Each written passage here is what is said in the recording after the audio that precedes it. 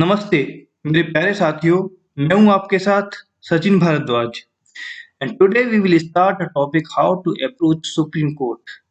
Supreme Court is the highest institution of India, and in this topic we will deal with the every method and ways by which you can approach to the Supreme Court. So one by one we see. First, appeals. Second, writs. PIL, public interest litigation. SLP, specially petition, review petition, curative petition, advisory jurisdiction, and original jurisdictions. So one by one we see first the appeal. So in appeal, Article 132, 133, 134 and 134A of the Indian Constitution deal with the different appeals, different kind of appeals, and these appeals include constitutional questions, civil questions, and criminal questions. So first we see the Article 132. In Article 132, 132 deals with the appellate jurisdictions of Supreme Court in appeals from High Court in certain cases. So if the party is in the High Court and there is any judgment, decree, or final order, and from judgment decree or final order, the High Court thinks that there must be an appeal to the Supreme Court, and the High Court certifies. And this certification, this certification shall come from 134A. Every time this certification shall come from 134A. So High Court certifies that this particular case must go to Supreme Court. Then you can file an appeal under Article 132 to Supreme Court. Second, Article 133. Under Article 133, in any civil matters, you can approach to the Supreme Court. And again, here the High Court must certify under Article 134A that this case must be decided by the Supreme Court. And the most important aspect is here that the case involves a substantial question of law of general importance, and that in the opinion of the High Court, the case must be decided by the Supreme Court. So the most important thing here is the substantial question of law of general importance. General importance, the definition of general importance is very wide, and the Supreme Court in various decisions has defined what are the general importance. General importance is the matters which contains the public at large. Okay, and the substantial question of law means the question must not be based on the fact; it must be based on the purely on the law. Article 134. Article 134 talks about the criminal matters. And now the criminal matters is somehow different from the civil matters. In criminal matters, what happens? That appeal goes to the Supreme Court from the High Court if the High Court has reversed an order of acquittal of an accused person and sentence him to death. The most important things we need to care about here is the death sentence or sentence death. So if the High Court sentence death, then Supreme Court we can go to Supreme Court for filing an appeal under Article 134.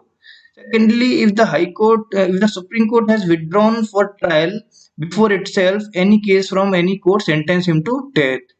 So suppose if the Supreme Court take the cognizance of the case from the High Court itself and withdraw the case from the High Court and take the cognizance of this case, then the Supreme Court also deals with the case. And thirdly, if it certifies that the case is fit one for appeal to the Supreme Court. So here also the High Court must have to certify that the case is fit for deciding to the Supreme Court. Now we come to the another most important way by which you can approach to the Supreme Court. So there are some certain number of writs, and writs are not actually there's a doubt that only sir there are only five writs or other writs also. So particularly mainly there are five writs, but there are many more writs you can approach to the Supreme Court. So this is a different matter of discussion. So now the writ of mandamus, writ of quo warranto, writ of prohibition, writ of certiorari, and writ of habeas corpus will be the main point and main matter of discussion. So if by these writs you can approach to the Supreme Court. Next is PIL, public interest litigation. Of this PIL litigation, it is no particular provision in any statute about the PIL litigation. But any matter, what is PIL? PIL, any matter where the interest of public at large is affected can be redressed by filing a public interest litigation in a court of law. And there is no statutory provision. But now the question arises: how PIL come in existence, how PIL evolved. So this slide deals with the evolution of PILs, public interest litigation. So first, the seeds of concept of public interest litigation were initially shown in the India by Justice Krishna Iyer in 1976 in Mumbai Kamagar Sabha versus Abdul Thai. So the first reported case of EPIL was Hussain Ara Khatun. This is a very important case, Hussain Ara Khatun, where the right to speedy justice, right to speedy trial was held as a fundamental right. So this case focused on the inhumane conditions of prisoners and under trial prisoners that led to the release of more than 40,000 under trial prisoners. And right to speedy justice was held as a fundamental right in this case. Next, the next most important development was done by Justice P.N. Bhagwati in the case of S.P. Gupta versus Union of India. In this case, it was held that any member of the public or social action group acting bona fide can invoke the writ jurisdiction of the High Court under Article 226 and Supreme Court under Article 32. So, P.N. Bhagwati shows a different way to file a PIL, and Article 32 and 226 become a biggest weapon to file PIL. SLP, specially petition. Now, another thing is specially petition. Some people ask, sir, when we can file the specially petitions. So, my simple answer is that when all the remedies are exhausted, first appeal, first appeal, normally we file a first appeal, then second appeal to the High Court. After this appeal, if there is no appeal left or there is no remedy left, then we can approach to the Supreme Court through special leave petition. Special leave means the Supreme Court will grant a special permission to file an appeal to the Supreme Court.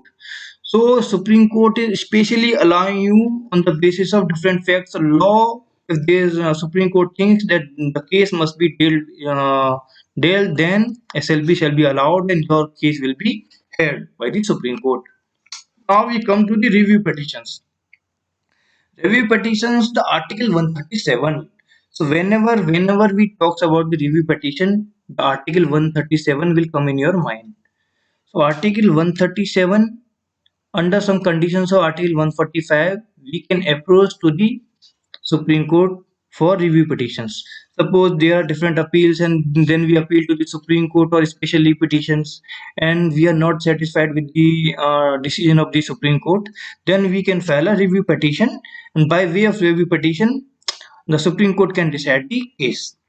So the case may be in your favor or maybe in your not in your favor. Now the next thing is the next most interesting and important thing is curative petition.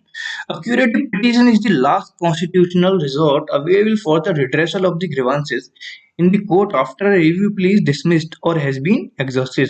So after review petitions, the curative petition is one of the important weapon in the hands of litigants. So now the Rupa Ashok Hurra versus Ashok Hurra is the important case which evolved this concept of curative petition. And the concept was evolved by the apex court to prevent the miscarriage of justice and to prevent abuse of process. There may be some circumstances where the party is not satisfied with the appeal, or even the party after the Supreme Court not satisfied with the review petitions.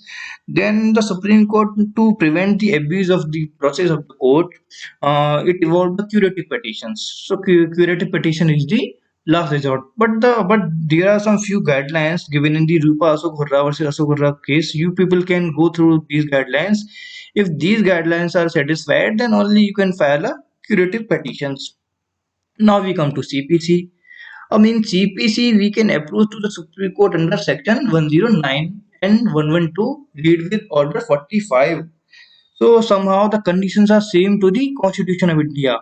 Here is also the case must be of substantial question of law of public interest. High Court must certify that the question is fit for filing appeal in Supreme Court. and it must be an appeal from judgment, decree, or final order. So CPC deals with the appeal, but somehow the provisions are similar to the constitutions. So the main origin of this appeal to the Supreme Court is the Constitution of India. But apart from that, there may be some statutory appeals also. So there are some statutory appeals. So there are in section 379 Code of Criminal Procedure can deal with the Supreme Court. 130 of the Custom Act, 35L of the Central Excise and Salt Act, 23 of Consumer Protection Act, 19 of Contempt of Courts Act, 38 of Advocate Act, Section 116A of the Representation of the People Act, 10 of Special Code, 55 of the MRTP Act, 18 of TRAI Act, 261 of Income Tax Act, 19 of Terrorist and Disruptive Activities. And lastly, the Section 53T of the Competition Act deal with the Supreme Court, that you can directly approach to the Supreme Court. So these are some special acts, special provisions are given in it by which you can approach to Supreme Court directly. Original jurisdiction of Supreme Court. Now, after appeal, second appeal, appeal and then appeal to the Supreme Court, review petition, curative petition. After dealing with all the resorts, there are some cases that you can also file directly to the Supreme Court as an original jurisdiction. So now there are two aspects, Article 32 and Article 131. Article 32, if there is any violation of fundamental rights given in the Part 3rd of the Constitution, then you can directly approach to the Supreme Court. And secondly, in Article 131, if there is a case, there is a question between the Government of India and one or more states, or dispute involving two states, then these states or central government can directly approach to the Supreme Court for the decision of the dispute. Okay, so this is a original jurisdiction of the Supreme Court. Now we come to the advisory jurisdiction. So Article 143 is very important. 143, the President has power. So this article provides the power to the President regarding any issue to take advice from Supreme Court. The issue may be on the basis of question of fact or question of law, and the question must be of nature of public importance. So President has power to refer the matter to Supreme Court, and Supreme Court will, after deciding the matter, will give the opinion and refer the case to the President. But the most important aspect here is to note that the decision of the Supreme Court is not binding on the President, because this is a advisory jurisdiction. President is taking only the advice of the court. So this is not binding. Apart from that, if there's any question, any query, or any way by which you can go to the Supreme Court, you can tell me apart from this. And thank you मेरे प्यारे दोस्तों, आपके साथ मैं नया topic लेके आपके साथ फिर आऊंगा. धन्यवाद.